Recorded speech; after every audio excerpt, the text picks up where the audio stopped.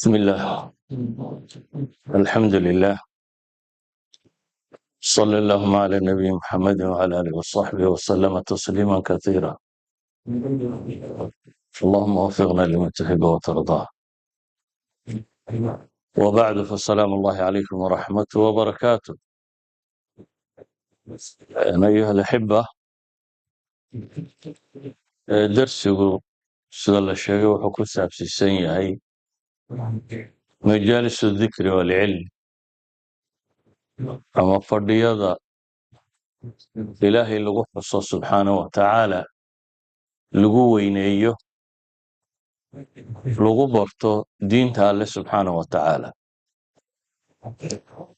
waxaynu ognahay qofka bini aadamkihi sida alla u abuuray inuu yahay insaanku ijtimaaci ama social, mid bulshanimada jecel iyo wadajirka iyo inuu meel yimaado, neceb cuslada ama kelinimada, inuu keli noolaado, noloshiisu ay waxsha ka dareemto. laakiin waxa kala gedisan fadhiyada iyo majaalista bini aadamku isugu yimaado. majaalista qaarkood waa majaalis lidikri watacliim, waa fadhi ilaahay lagu xusayo, lagu cibaadaysanayo, diin lagu baranayo. majaalista qaarkoodna waa majaalis lahwi wallagwi wallacib, waa majaalis cayaar iyo wakti lumin iyo entertainment waxay ku sheegeen lagu wado.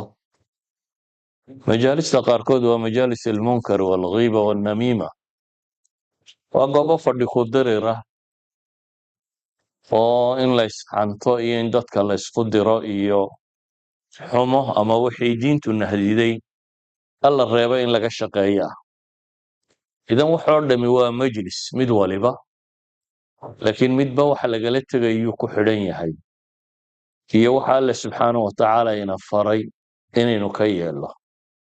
matalan majaalistaasi diin xumada lagu hayo, ama xan ha ahaato, ama namiiminimo iyo dad la isku diray ha ahaato, ama wax kaloo diintu diiday ha ahaato, goobaha caynkaas iyo ilaahay wuxuu leeyahy waidaa ra'ayta aladiina yakhuuduuna fii aayaatina faacrid canhum xataa yakhuuduu fii xadiiثin gayri waima yunsiyannaka shayطaanu falaa taqcud bacda dikra maca alqowmi الظaalimiin.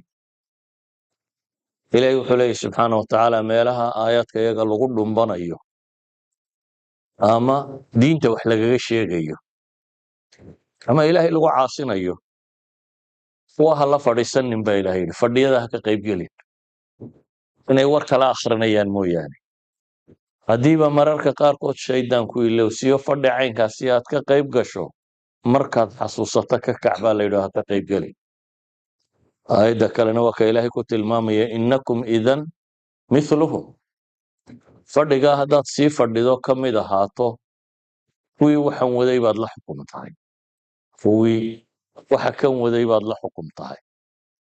nabiguna calayhi salaatu wasalaam xadiiska imaamu tirmidi uu warinayo, sheekh albanina saxiix ku tilmaamayo, wuxuu leeyahy maa jalasa qowmun majlisan lam yadkuru allaha fiih walam yusalluu calaa nabiyihim ila kana calayhim tira fain shaaa cadabahum wain shaaa gafara lahum.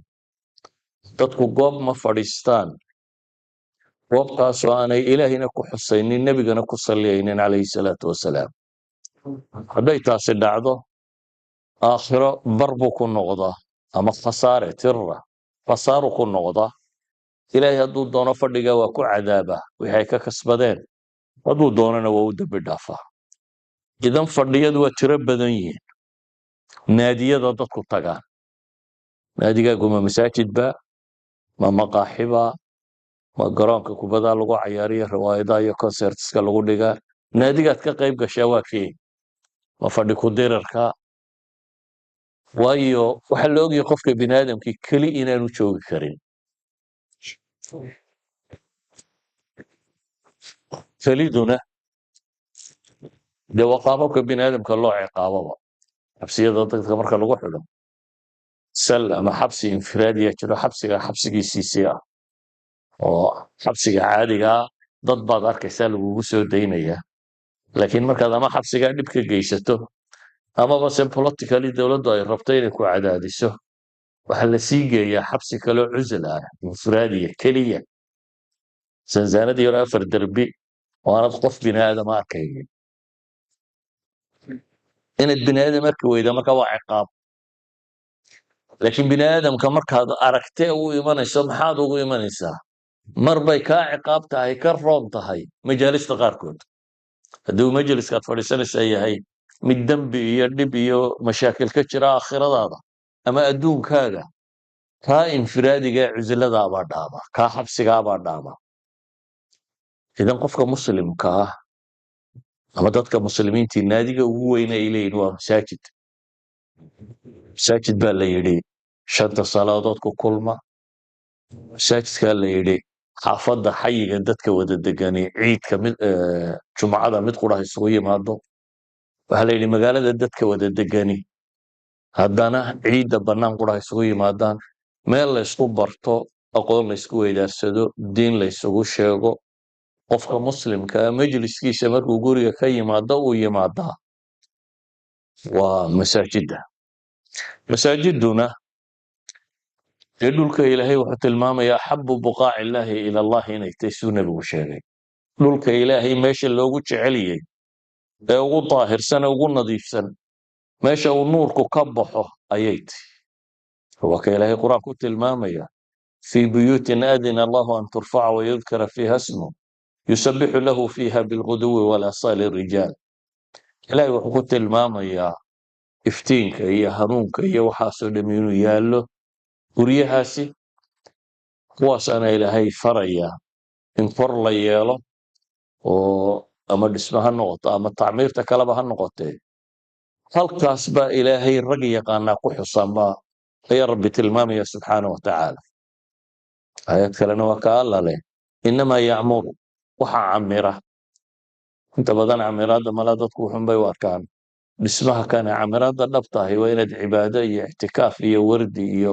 qur'aan akhris iyo cilmi barasho ku camirtid masaajidda waxaa camira baa layidhi kuwa alle iyo maalinta qiyaamo rumaysan inamaa yacmuru masaajid allahi man aamana biاllahi walyawmi alaakhir waaqaama asalaata waaata azakaata walam yakhsha ila allah facasaa ulaa'ika an yakunuu min almuhtadiin ilahay waa ku tilmaamaya fiihi rijaalu yuxibuuna an yatataharuu wallahu yuxibu almutatahiriin wallahu yuxibu almutahiriin ilahay wuxuu tilmaamaya masaajidda inay rag joogaan ama dad jecel inay naftooda daahir yeelaan tahaara xisiya iyo tahaara macnawiyaba dad raba naftooda inay dunuubta ka maydhaan waysaduna dembiga waa maydhaa iyo qubayska iyo kuwan sharcigu uu faray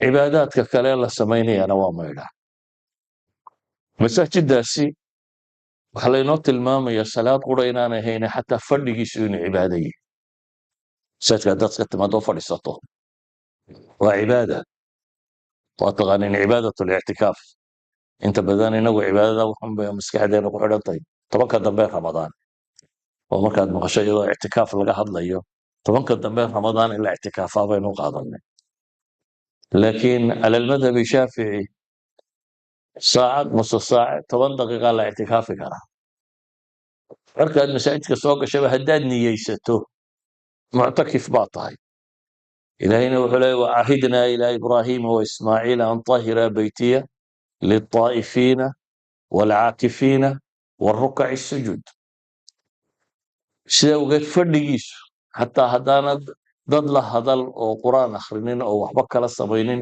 inaad fadhido ayaa cibaado ah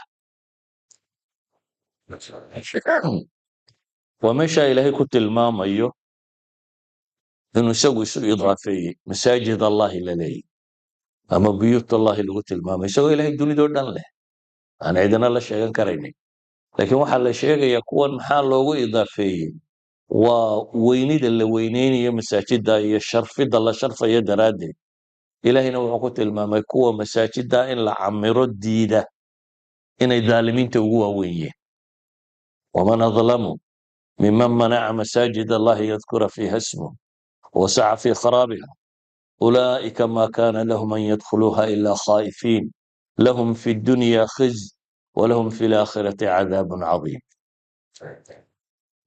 meeshaas ciddii diidda in lagu ictikaafo ama la isugu yimaado waxay dadka u diidda ee rabta inay masaajiddu kharaabto, ilahay wuxuu ku tilmaamaya inay dadka u dulmi badan yihiin.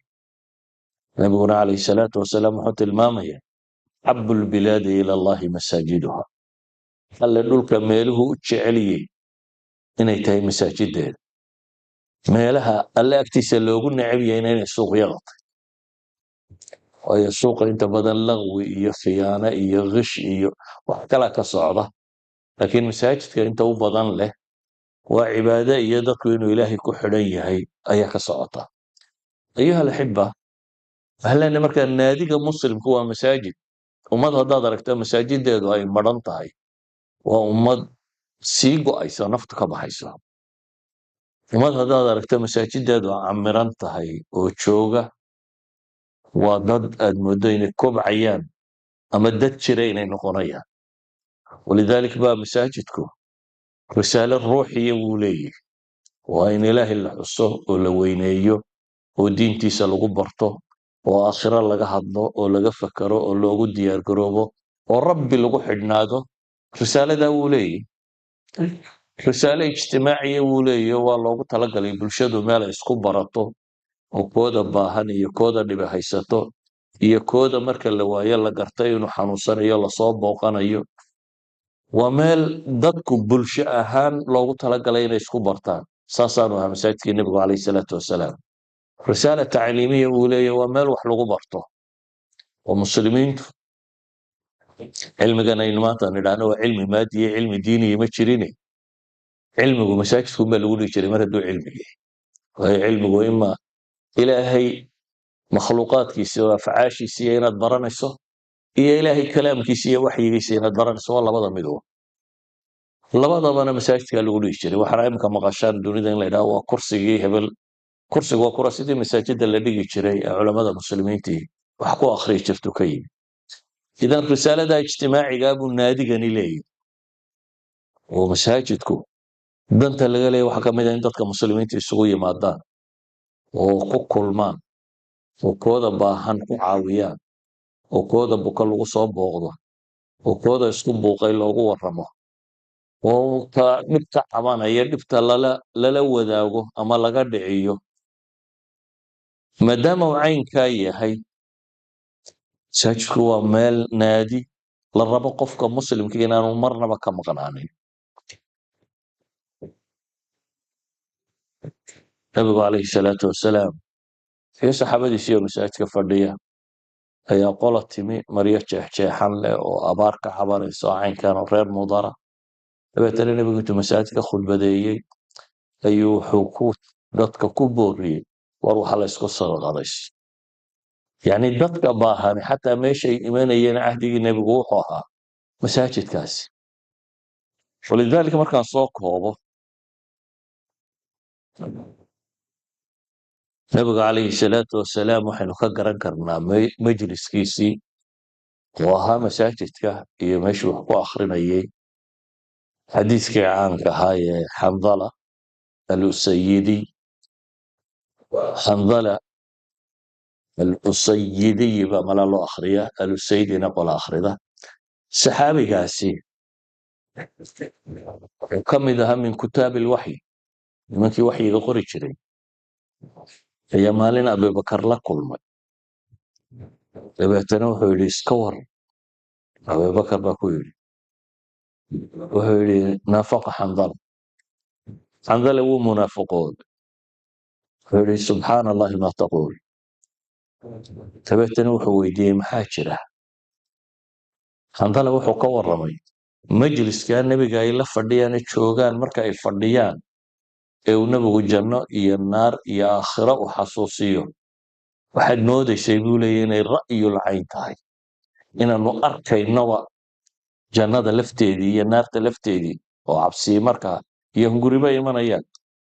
laakiin markaanu masaajidda ka tagna buu yidhi guryahayagii tagno, caafasna alaswaaja waalawlaada waaldaycaat, ee aanu dumarkayagii iyo caruurtii iyo daycada waxaa la yidhaha qofku wuxuu ka shaqeeyo ama xoola ha noqdaan ama beer ha noqoto ama xoola ha noqotee iyo dayacaadka iyagii aanu u tagno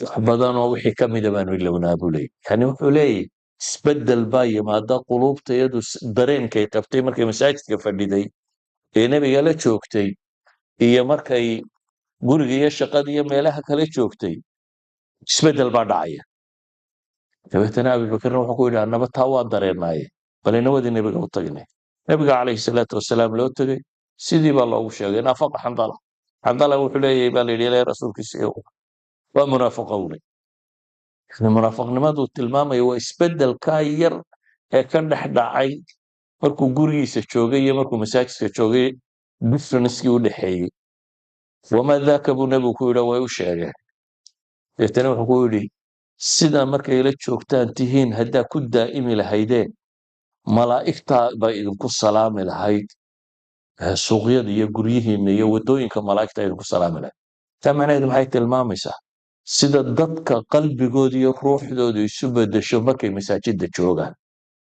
oo aanay isu beddelaynin markuu guryaha la joogo iyo meelaha kale marka la joogo si awgeed buu nebigu calayhi salaatu wasalaam u tilmaamay saaca wa saaca yani saacad kasta masaajidkun dadku ma fadhii kareen saaca wa saaca maaha saacad xalaal iyo saacad xaaraana maaha waa saacad walba masaajidka laguma jiri karaye ashyaada mubaaxaydinana waa la samayn karaya majaalista iyo ka qaybgalkooda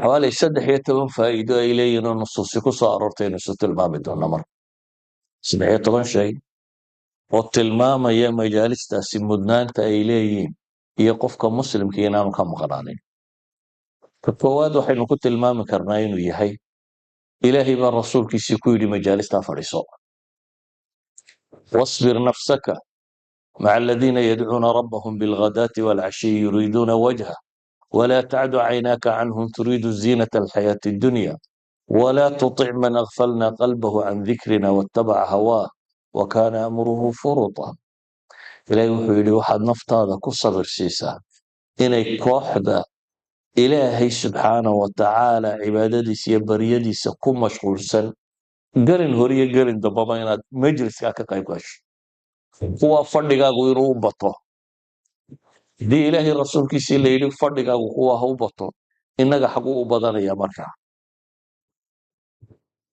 waxa uu nebiguna calayhi salaatu wasalaam isagoo tilmaamaya dowrka cibaade ee weyne uu leeyahay ayuu nebigu wuxuu leeyahy majtamaca qawmun fii beytin min buyuuti illaahi yatluuna kitaab allahi wayatadaarasuunahu baynahum ila nazalat calayhim asakiina wagashyathum alraxma وحفتهم الملائكة وذكرهم الله في من عنده guriyaa ka mida dad isuguma yimaado ilaahay guryihiisa ka mid ah iyagoo xalaqa tacliima wada ilaahay kitaabkiisa daraasaynaya oo baranaya waxyu samaa iyagoo baranaya taasi hadday dhacdo buu nebigu leeyahy dadka waxaa ku soo dega asakiina maanta dadku wuxuu ka cabanaya maxaa la yidhahdaa deganaanshiya la'aan iyo werwer iyo walbahaar iyo xanuunadan cusub aynu meelahan ugu nimi anexity iyo maxaa la yidhahdaa stress iyo waxa la sheegaye xanuunaynu dhulkan ugu nimi ikti'aabka iyo waxa la nooc ah waxa uu nebigu tilmaamaya nazalat calayhim asakiina kuwa xasilooni baa kusoo degaysa qofka werwerka iyo walbahaarka iyo balaayinku waa ka degayaan wuu xasilaya wagashyathum alraxma ilaahay naxariistiisuna way daboolaysaa intaad u baahantay in ilaahay kuu naxariisto ilaahay naxariistiisuna waa ku daboolaysaa waxafathum almalaa'ika malaa'igtuna way isku xeeraysaa baa layidhi nafiga waxa la yidhaha markaad shayga kale aad ku weegaarto malaa'igtuna way isku weegaaraysaa iyana waa fadhiisanaysa ka warran majlis malaa'ig fadhida haddaad fadhiisato malaa'igtuna booskaas majliska way ka qayb galaysaa baa layidhi intaa waxa dheer وذكرهم الله في من عنده بني آدم كحب البروس إلا شاقو جعلي أسكاقا أبو رنطي إنه يرجع لي أقرانتي سابا أصحابتي سابا كانوا كم موضوع أما ضدك على الأقل إنك سوى نفي عن عيكا صدق هذا إلهي وحولي مجلس وحن كوين بالغا شيقيا ضاد شيك ربطنا حق ربيها لغا شيك وذكرهم الله في من عنده إلهي بكو شيء سبحانه وتعالى.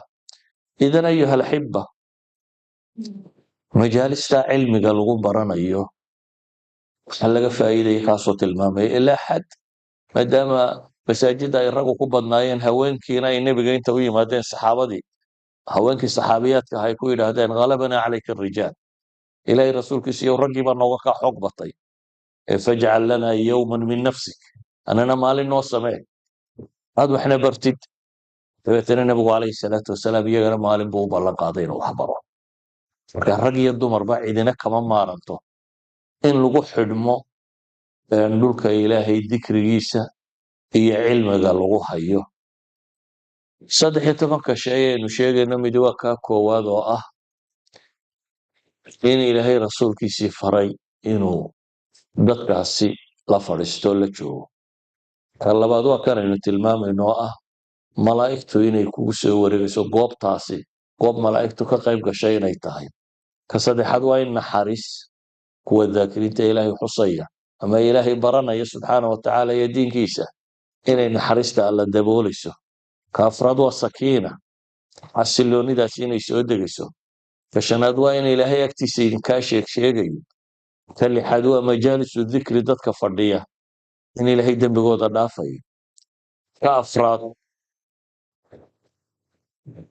xataa haddaan adugu kuwii u qastiyey ahayn inaad meesha ku wardido oo kuwa soo booqday una tahay in ilaahay kuwa hadaad booqatay dembigaaga lagu dhaafayo ka shanaad waa mubaahaatullahi lidhaakiriin in ilaahay subxaana wa tacaala xoogu sheegayo mubaahaadku fi luga waa kufaan ilaahay de inaga faan inoogama baahnay malaa'igtu kuwan sharaftidooda xoog loo sheegaya weeyaan ka tobnaad waxay yidhaahdaan waa in sayi'aadkooda xasanaad loo bedelayo ka koob iyo tobnaad waa cidda majaalista iskaga tagtay in iyagana ilaahay ka jeesanayo ka labiyo tobnaad waa dadka saalixiinta iyo la dhaqankoodii waxa laga faa'iidayo calaa kulli xaal haddaynu nusuusta aynu soo duudubnay inta aan akhriyoba waa nusuus nabiga ka sugan calayhi salaatu wasalaam tan wax ka mida nusuusta akhriyo nabiga calayhi salaatu wasalaam abu hurayra wuxuu ka warinayaa xadiisaa filayo saxiixaynku ku yaala xadiis saxiixaynka ku yaala saxiixu muslimka iyo bukhaari labadaba oo ku yaala xadiiskaasi waxa uu tilmaamayaa ina lilahi malaa'ikatan sayaara fudala aw fudla ilaahay subxaana wa tacaala wuxuu leeyahy malaa'ig socota oo dhulka marta malaa'igtaasi waxay raadisaa majaalisu dikr meelaha ilaahay lagu weyneynayo lagu xusayo markay helaan majlis ilaahay lagu xusayo ayay isu yeedhaan oo waxay idhahdaan war halkan baynu shaqadii ka helaynaa kaalaya dabeetana goobtaasay fadhiistaan oo isku weegaaraan sidii aynu sheegaynay ilaa iyo dhulka ilaa cirka inta u dhaxaysa bay buuxiyaan marka ay kala tagaan dadkaasi ayay malaa'igtu kor qabataa ilaahay baa weydiiyey isagoo uga aqoon badan dadkani wixii ay samaynayeen xagaa ka timaadeen waxay dhahaan ji'naa min cindi cibaadika fi lardi yusabbixuun waxaanu ka nimi addoomahaagii oo ilaahay kuu tasbiixsanaya oo xumo kaa hufaya oo ku weynaynaya oo ku waxidaya keliga laa ilaaha illa allaada leh oo ku ammaanaya kuu mahadnaqayaanu ka nimi wamaadaa yas'aluunanii baa la weydiiyey maxay weydiisanayeen waxay idhahdaan waxay ku weydiisanayeen jannadaada miyay arkeen baa ilaahay ku yidhaahdaa jannadayda may bay idhaahdaan fakayfa low ra'w jannati jannada waxa nicmo yaalla hadday arki lahaayeen maxay yeeli lahaayeen baa la yidhi yacni waa sii badin lahaayeen weeyaan macno ku jira waxay kaa magan gelayeen baa la yidhi maxay iga magan gelayeen oo naar bay kaa magan gelayeen hadday arki lahaayeen maxay samayn lahaayeen baa la yidhi maxay kale rabeen dembi dhaaf bay ku weydiisanayeen ilaahay wuxuu yidhaahdaa subxaana wa tacaala siduu xadiidku tilmaamayo qad ghafartu lahum wa acطaytuhum maa sa'aluu wa ajartuhum mima istajaaruu kuwaa dembigooda waan dhaafay wixii ay weydiisanayeenna waan siiyey wixii ay ilaahay iga magan gelayeenna waan ka magan gelinaya wixii alle ay lahay ilaahu naga magan gelina waa ka magan gelinaya. malaa'igta markaa waxay idhaahdaan ilaahay oo mid baa fadhiyey dembiile isagu ah. riwaayaadka qaarkoodna waxay leeyihin mid xaajo kale dan kale watay baa isagu joogo aan ahayn qoladii ilaahay xusaysay, isagana waan u dembi dhaafay baa ilaahay idhaahda. hum lqawmu laa yashqaa bihim jaliisuhum, waa duul kala fadhiistaana aanu hoogin baa ilaahay yidhi subxaana wa tacaala. bimujarad inuu meesha ilaahay lagu xusayo ka qayb galay oo dadka saalixiinta uu la fadhiistay ayaa ilaahay subxaana wa tacaala dembigiis ku dhaafaa.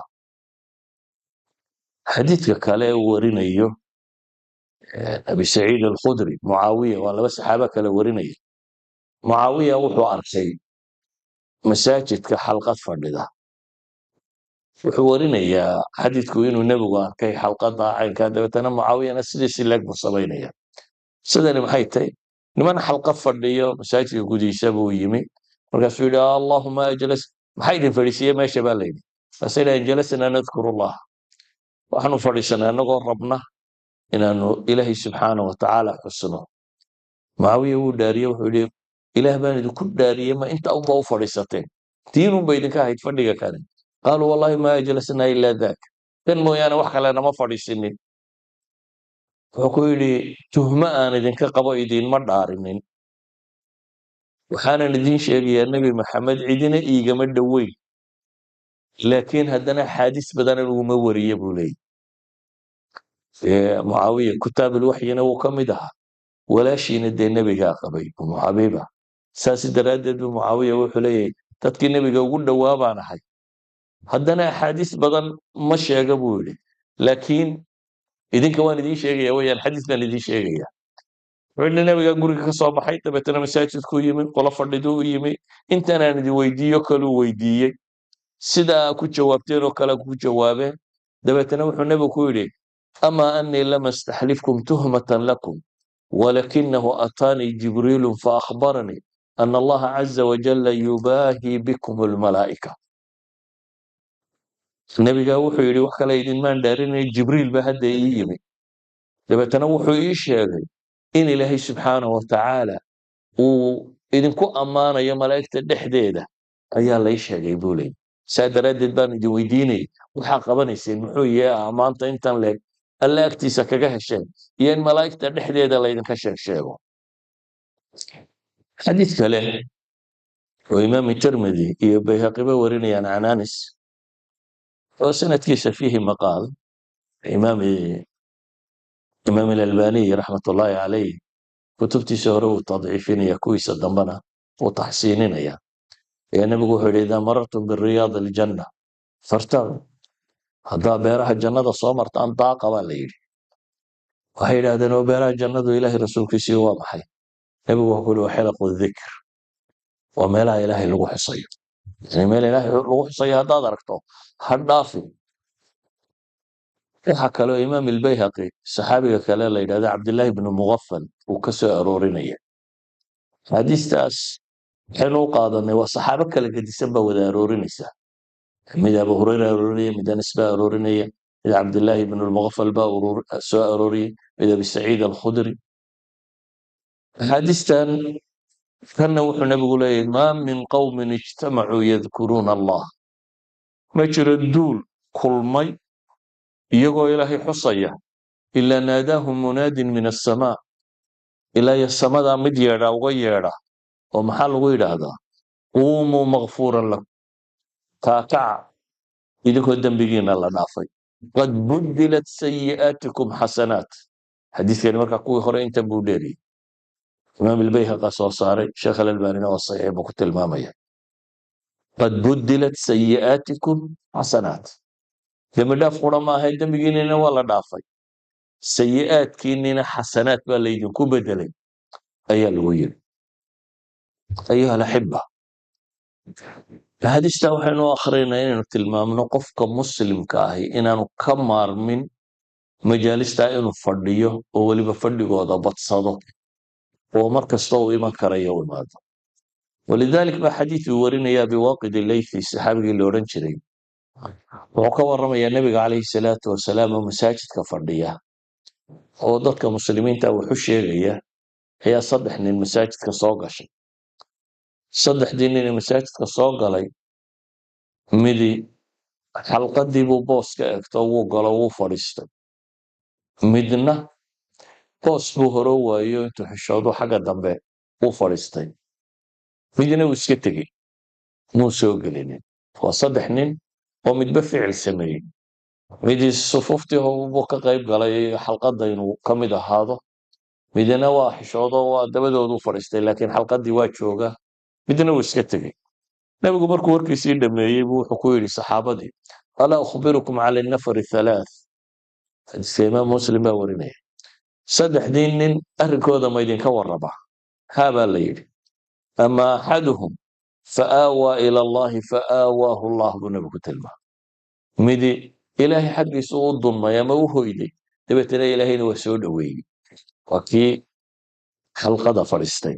ma fiicna haddaad xalqad timaado inaad meel cidlaas ka fadhiisto ama dadka midba intuu meel fadhiisto in la kala tago in laysku soo dhawaadaba fiican. dabeetana wuxuu nabigu yidhi kii labaadna fastaxya wuu xishooday.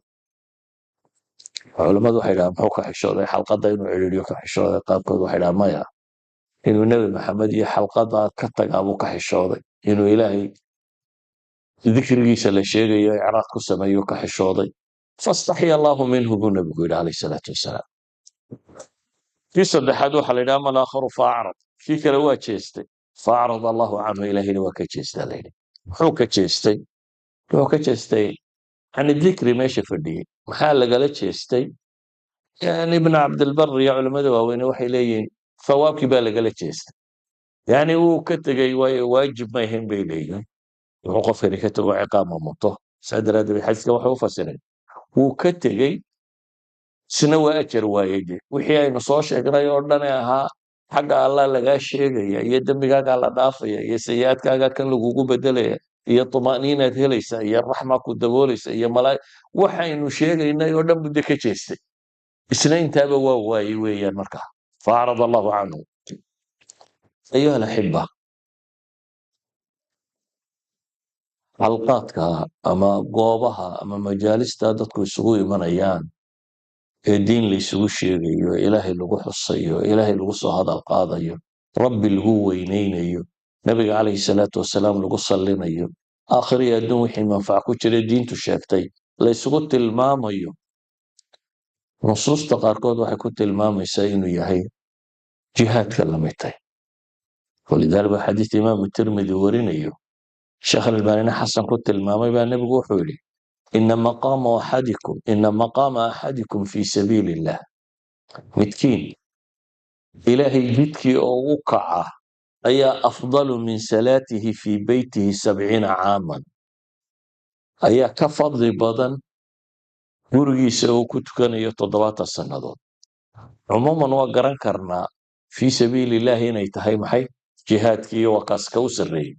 laakiin culammadu waxay leeyihin xadiid kalea jiro isla imaam tirmidi warinayo sheekh albanina xasan ku tilmaamayo sheegaya طalab alcilmiguna inuu fii sabiili illahi ka mid yahay.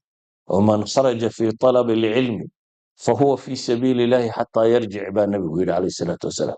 ninka u baxa isagoo diin raadinayo inuu cilmu diineed barto u baxa kaasi fii sabiili illahi buu ku jira xataa yarjic. marka waxay leeyihin labada xadiis markaynu isku qabanno kii hore wuxuu tilmaamay qofka fii sabiili illahi isu taagay inuu ka fadli badan yahay salaado lagu tukado guriga 70 sannadood. inta badan dee sunanka guriga lagu tukadaa, faralka masaajida lagu tukadaa. kanina waxa uu tilmaamayaa ninka cilmi raadinaya inuu fii sabiili illahigi ku jiro. taa macnaheedu waa weyn xalaqaadka cilmiga fadhigoodu waa ajarka intaa leega sunnayaasha ka fadli badan guriga lagu tukaday ama ajarka intaa leeg ee ah inaad fii sabiili illaahi tahay ayay culammadu tilmaamayaan. walidaalika culammadu waxay dhahdaan majaalistaas iyo imaatinkoodu waa meelahana muslimiintu ay isku saxaan. oo qofku markuu majliska yimaado khata baa ka dhacaya. ninka sheekha wax dhigaya markuu khata arko ama ardaduba dhexdooda waa la isasaxaya. walow aad cidladaada fadhida maad hesheen bay leeyihin. oo axaadiis bay soo aroorayaan markaa baabkaa ku saabsan oo tiro badan. matala waxaa ka mid ah xadiiskii nabigu calayhi salaatu wasalaam isagoo khudbadda akhrinaya bukhaari iyo muslimba wariyeen uu ninku soo galay ee uu iska fadhiistay dabeetana nabigu calayhi salaatu wasalaam ku yidhi bac oo 2 ragcadood tuko yani ninkan si practicala loo baray markuu bulshada u yimaado fadhida ee khudbadda dhegaysanaysa wixii uu samayn lahaa ayuha alaxiba darsigan waxaynu u tilmaamaynaa waxa weeyaan dadku hadda majaalista ku saabsiisan cilmiga iyo dikriga iyo ilaahay weynayntiisa waa la fudaydsaday waxa dadku inta badan qorshaha ugu jira haddiiba uu guriga ka baxo ama shaqada ka yimaado inuu meeluhu ku nafisa ay noqoto maqaaxi ama garoon cayaareed ama meel sheeko lagu hayo oo laqwi lagu hayo iyadoo qur-aanku inoo tilmaamayo dadka saalixiintii inay yihiin waladiina hum cani illahwi mucriduun ama yihiin laa yashhaduuna azuur meelaha beenta lagu hayo iyo inaanay tegin xumaha lagu hayo inaanay xaadirin laakiin hadda waxaad moodaa masaajidda muslimiinta inay ka xoog badan yihiin meelaha lahwiga iyo goobaha cayaaraha iyo goobaha sheekooyinka ee kuwa goobaha waaweyn gaari waayana meelaha fadhi ku dirirada iyo inta la midka ah maxaa dembi u doonan adigoo ajar heli kari lahaa mujarad inaad fadhiisato aad ajar ku helaysaa oo ictikaaf aad niyeysato inaad dad saalixiina iyo diin la akhrinayo iska ag fadhiisato xataa haddaad mid sugaysay meesha kaa soo galay oo intu ka soo baxayo aad ku dhex sugaysay ayaa la yidhi adigana dembigaaga lagu dhaafaya walidaalika ma rabo inaan deriska sii badiyo laakiin waxaan rabaa inaan tilmaamo uun dadku markii hore u wadanada tan yimi ee aanu mujtamacaadkan iyo meelahooda xoog u aqoonin masaajidda aad bay uga agdhowaayeen iyo meelaha lagu cibaadaysanayo iyo wardhegaysigiisa markiise muddo la joogay ee la milmay waxaad moodaa in taa laga sii durkay oo qofka ugu ladan waa ka yidhaahdaa online baan wax ka yara dhegaystaa waxa ka roon halkan baa ajarada intaa leeg laga helaya oo cibaadada intaa leeg ay ku jirtaa oo diintu ay ku jirtaa oo bulshadu aad ku nafisaysaa xataa psychologically halkan baad degaysaa oo qofka biniaadamkii dhibtiisa xataa inuu sheegto waxay yidhaahdaan qoladan psychiatriga wax daweeya jalisaad bay qabtaan iswaraysiya oo inta badan dadkan troomada iyo dhibaatooyin ku dhacaan ee dabeetana mashkiladu qabsato meel baa la fadhiisiyaa gruub kalaa loo keenaa isu warramaa la yidhahdaa markaa kan baa dhib qabsatay ka warrama uu la wareersanaa dee xanuunka meeshaba uu la soo galay mushkilad ku dhacday ahayd sid kaloo kaba daran oo kan wixiisu shaah la cabay ay noqonayso ayaa warrama waa caafimaadaaba kani markuu arko in dadkuba ka balaayo badan yihin waxaan wadan leeyahay hataa psychologically sheekada ku sheekaysata halka kan ayaa kuu dhaanta taad meesha kale ka sheekayso waayo tan waxaa laga yaabaa inaad kuna nafisto meeshana inaad ajar ka helayso fadhigaaga iyo ictikaafkaaga aad niyeysatay aad joogtay inaad ka helayso marka darsigayga waxaa wuxuu ku kooban yahay majaalista shar ha la iska daayo ama majaalista entertainmentka lagu tilmaamay ee lahwiya lacibka ku saabsan qofku ha iska dhaafo muslimka ahi meelaha khayrka lagu hayo ee ama diin lagu baranayo ama ilaahay lagu xusayo salaad lagu tukanayo ama quraan lagu akhrisanayo ama lagu cibaadaysanayo 13 shay aynu axaadiista ku wada haynaa ajarkooda oo laga helayo inaynu kaa badsanno sala allahu calaa nabiyina muxamedin wala alihi wasaxbihi wasalam walxamdu lilahi rabbi alcaalamiin